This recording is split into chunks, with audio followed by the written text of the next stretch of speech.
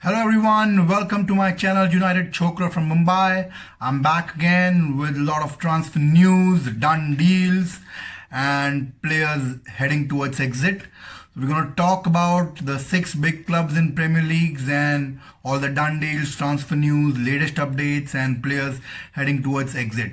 So make sure you hit the like button, subscribe to my channel, put in your comments. Before I begin this video, I'd like to tell you there's a link in the description for all those football fans who would like to buy football jerseys but either cannot afford them or don't think it's worth paying 4,000-5,000. You can click on the link and check the jerseys. One of my friends is giving it at a very cost-effective prices. It's not the original one, but they're very close to an original one. You can say it's a first copy. You can click on the link and have a look at it. They're pretty decent and he's giving it a very cost-effective deal. So without any further delay, let's begin our video. The first club I'm going to talk about is Arsenal. Now Arsenal have signed Willian on a 3-year contract. It's a free transfer. A lot of people have criticized the deal because of Willian's age. Now Arteta thinks that even at the age of 31 he can offer a lot because he's a versatile player who can play in 3 or 4 different positions. Plus he's got the experience and the energy. He needs someone who can come off from the bench in 70th and 80th minute or play in those league games and FA Cup games. So it's like a backup signing, but giving him a 3-year contract is again a gamble. I'm sure he'll do well next year and maybe a season after that. But I don't think on the 3rd year he'll be as good because he'll be 33 or 34 by that. So we'll have to wait and watch on that. Arsenal are going to confirm the signing of Gabriel anytime because we all know just minute paperwork and formalities are left. Excellent signing, superb defender, just 22 years of age, 27, and they paid 27 million for him. So it's a great deal and I think he should be doing well. A lot of people will say he's not Premier League proven, but doesn't matter as long as you have the right attitude and you have the determination and you can stay fit. You can do well in Premier League. There's nothing big about playing in Premier League. Apart from that, Arsenal have called William Saliba from loan and they've been linked to Aouar and Partey. Partey has a release clause of 45 million. I think Arsenal have been turned off because of that release clause. They're trying to negotiate with Atletico. Let's see if they can convince them and generate more funds they want to sell some players like Maitland-Niles, Emiliano Martinez, Guendouzi, Lucas Torreira. So if they can, generate some funds by selling these players, I think she should be able to sign either Aouar or Partey. A couple of more players been linked like Coutinho on a loan deal, but I don't think that'll happen because Barcelona don't want him to go on loan again. They would rather prefer to sell him. And also Dani Ceballos, Arsenal want a permanent switch for him, but I think his heart is set out on a move to Real Betis. We'll have to wait and watch on that. Yeah, so that's about Arsenal.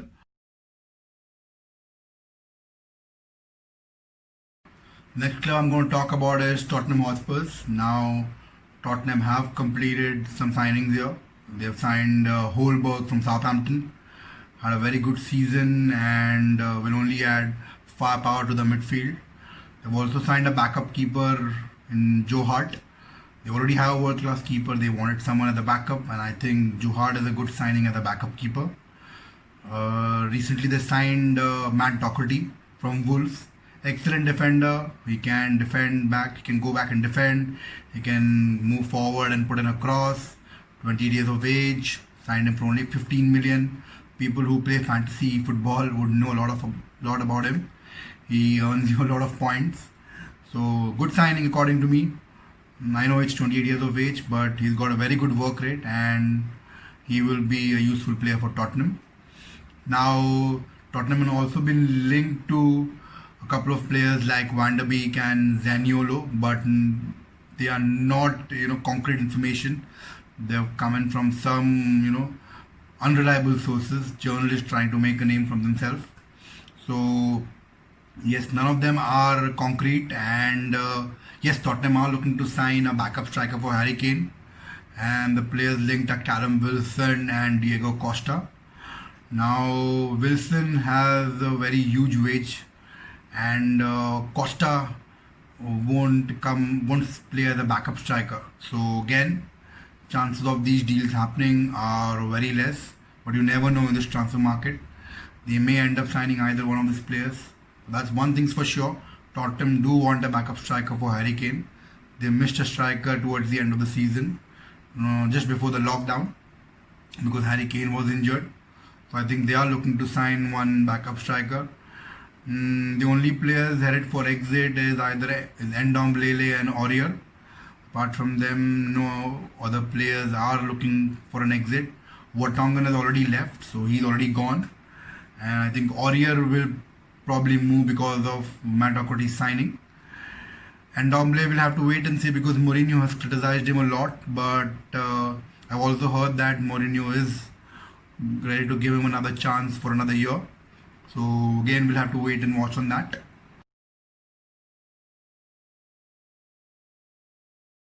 Next club I'm going to talk about is Manchester City.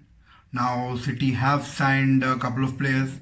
Ferran Torres, the winger from Valencia, and they've also signed a defender, Nathan Ake from Bournemouth. Good players, good signings. That's a good thing about City. They don't waste their time. They know they want players. They will go for them. If they can afford them, they'll buy them or they'll just move on.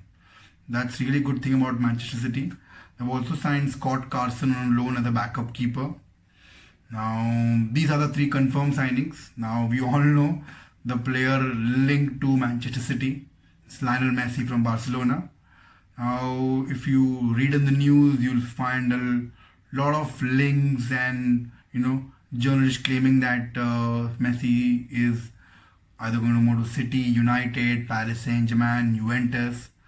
But I think the move will happen. He'll only either go to Manchester City or Inter Milan. Guardiola has come out and said that he's a Barcelona player and he'll stay at Barcelona. He doesn't want to talk about players from other clubs. But that's what all managers do. That's what they do. Unless the deal is confirmed, he won't talk about Messi. And if they were to sign Messi, I think they would become favorites to win the title next season. Yeah. So apart from Messi, the other player linked to City is Koulibaly. Now, excellent defender. I've said in my previous video, the world-class centre back. Now, I think what's stopping from this deal from happening is Napoli are searching for a replacement. They wanted to sign Gabriel, but Gabriel chose Arsenal over them. So I think once Napoli are able to find a replacement for Koulibaly, they'll let him go. Right now they priced him for 80 to 90 million, but I think they'll come down once they sign a centre back. And I think they will end up negotiating with Manchester City for a deal of around 60 million. That's what Manchester City want to pay. And it's going to happen because Napoli won't be able to sell him next year. He'll be 30 next year. So they very well know if they want to, cash in on Koulibaly, this is the right time. City is interested and they're okay to put in 60 million. I think that will eventually happen towards the end of the transfer window. And yes, these are the only players currently linked to City. There's no other concrete information that I have. So we'll move on to our next club. The next club I'm going to talk about is Liverpool. Liverpool have made one signing. Left back from Olympiacos, his name is Kostas Tsimikas. He's actually a cover for Robertson. There's no signing after that they've made, and there are very few players they've been linked to this transfer window. It's been a quiet transfer window for them. The only player they are looking to sign is the Thiago Alcantara of Bayern Munich. Now, excellent player. He's been linked to them since past 2 to 3 weeks. But I think the deal should be sorted by the end of this week. They were the only team who were in for him. Now, until recently, there's another competition, but I think they will end up signing him as the player himself wants to move to Liverpool. Apart from that, there's no other transfer updates with Liverpool because I think they have all their players and positions sorted. So they are not going to buy much players. With regards to exit, Lovren and Lallana have left the club. They've signed for Zenit St. Petersburg and Brighton respectively. The only other player linked for an exit is Wijnaldum. Now Barcelona want the player. I said in my video last time that Barcelona were in for Van de Beek, but it seems that they prefer Wijnaldum or Van de Beek. So whatever it is, it's not going to happen very soon because Barcelona currently have their own mess to sort out. So once they clear the messy thing, they will start signing players, and I think even if they end up signing Wijnaldum, it will be towards the end of the transfer window. We'll have to wait and watch whether Liverpool let him go or Liverpool sign another player as his replacement. So yes, apart from that, there's no other links. Ryan Brewster was linked to a loan move to either Cardiff or Leeds United, but I think Klopp wants him to stay for to stay and play next season. He's ready to give him opportunities. So yes, no further updates. I'll move on to our next club. Now the next club I'm going to talk about is Manchester United. Now trust me, until Saturday afternoon, I was only going to talk about Manchester in 15-20 seconds because everything was quiet. There were no links until Saturday evening. All of a sudden, when Ajax dropped Van de Beek from their squad to play Eintracht Frankfurt, and the manager came out later and said that Van de Beek has a transfer update. And later, Telegraph broke out that Manchester United are interested in signing Van de Beek. So every Man United fan got excited, and then a lot of media outlets came out saying the same thing.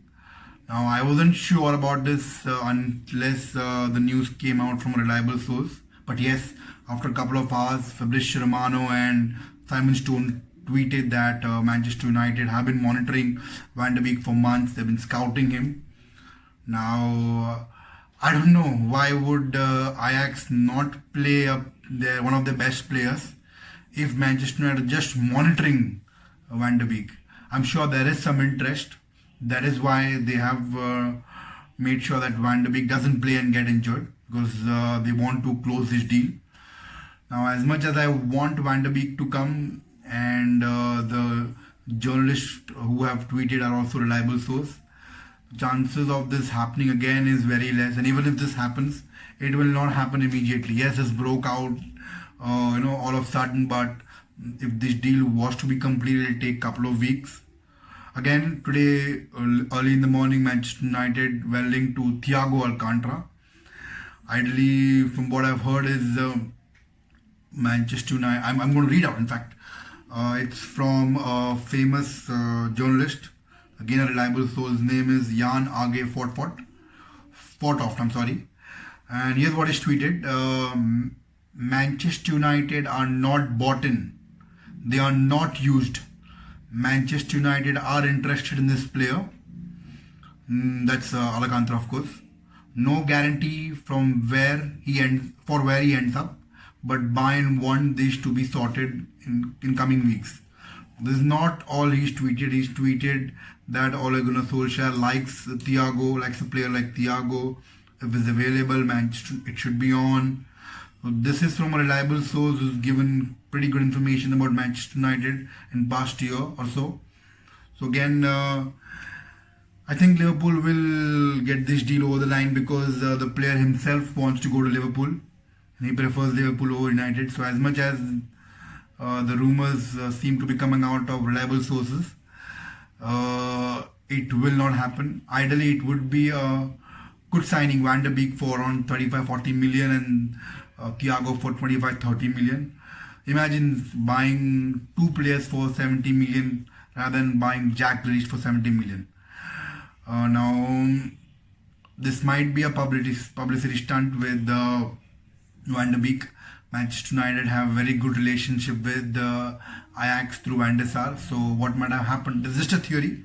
I don't say this is the case. Just a theory. Manchester United and Ajax may have come to terms with this rumor, and just to put pressure on Real Madrid so that they can move for Van de Beek. At the same time, this will also put pressure on Villa. Grealish wants to come to United. There's no secret about that. Manchester United don't want to pay 70 to 80 million for Jack Grealish because they don't value him that much. They do want him. He is their first choice over Thiago and Van de Beek, but they're not going to pay 70 million for him. So this is just a strategy. It might be a strategy that Grealish will go on a strike or force the move. It will force Villa to negotiate with us. This is again a theory I'm saying, may not be true, but if you ask me, I would rather prefer Van de Beek or Grealish. Grealish is a good player. I don't say he's a bad player. He's a really good player. But Van de Beek has versatility. He plays number 10. He plays number 6. He can drop back and play as a defensive midfielder. Exciting player. If you see stats, you may not find him, among the assist leaders and goal scorers. But he is really good player. A tenacious player who wants to perform on the pitch. Someone like Bruno, and he is an ideal replacement if Pogba gets injured or Bruno gets injured. He can play in multiple positions, like I said. So I wish this rumor about Van de Beek is true and we end up signing him, because I really want the player. But I feel still Grealish is a priority, and even if Van de Beek were to happen, it will take some time. So hold your horses, United fans. We will not sign this in this week. They'll get the deal done this week, even if we are signing Van de Beek. This may go on till a couple of weeks before we signing, and by that time, most of us will come to know that it's either Van de Beek or Grealish. And the only player linked to an exit right now is Fred. I hate this, but Fred was our best midfielder till January, when we were crying out for midfielders. He was the only player who was performing well on the pitch. In fact, before Bruno came in and Pogba got fit, he was our best player. He had a wonderful season till January and till before the lockdown. And it's very sad to see him go. He was linked with a 40 million move to Galatasaray. Galatasaray are also okay to take him on loan. Really sad, feel sad for the player. He performed really well when given a chance. Against Sevilla also, he was pretty decent. So I think we should rather focus on selling Pereira or Jones or Smalling, Rojo. These players are on very high wages and they are not useful for us. Yes, that's all about Manchester United. We'll move to our last club. Okay, so I've saved the best for the last. Chelsea are having a dream of a transfer window. It's like Lampard is playing FIFA career mode. What signings they have made? Amazing signings. They've already signed 6 players. We're not even halfway through the transfer window. Ziyech, Werner, Chilwell, Muamba, Silva, Malangsar. 6 players, and they are yet to sign the best transfer. They have to complete that deal. Kai Havertz is going to sign for Chelsea. It's just a matter of time.